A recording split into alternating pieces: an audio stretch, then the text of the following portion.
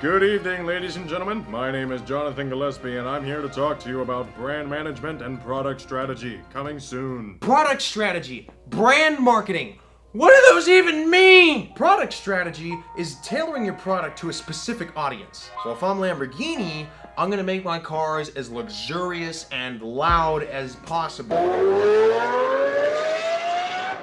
Because I know that my customers don't give a rip about money. But if I'm Toyota, then I'm gonna make the most boring car that I can think of that'll drive forever, get excellent gas mileage, and cost about as much as 120 premium toothbrushes. Brand management is dictating how your product comes across. So Lamborghini got the dream car, Toyota got the practical car. So if you take product strategy and you take brand management and you go, both of those together translate to building an image of your product tailored to a specific person, and then that product meeting the expectations that you made.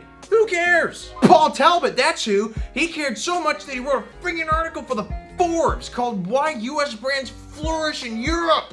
In a nutshell, the article's about how US brands overseas aren't affected by politics. Well, what does that have to do with brand management and product strategy? Well, I'll tell you what it has to do with that. Basically, the way that the brand manages themselves overseas is what defines their success. Nobody in Europe cares about some stupid American controversy when they just want to go down to McDanks and get a cheeseburger at 3 in the morning.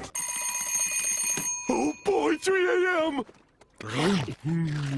Paul even says the same thing about the States. The man says, If Apple was a North Korean brand, people would still love it and buy it regardless of where it originated.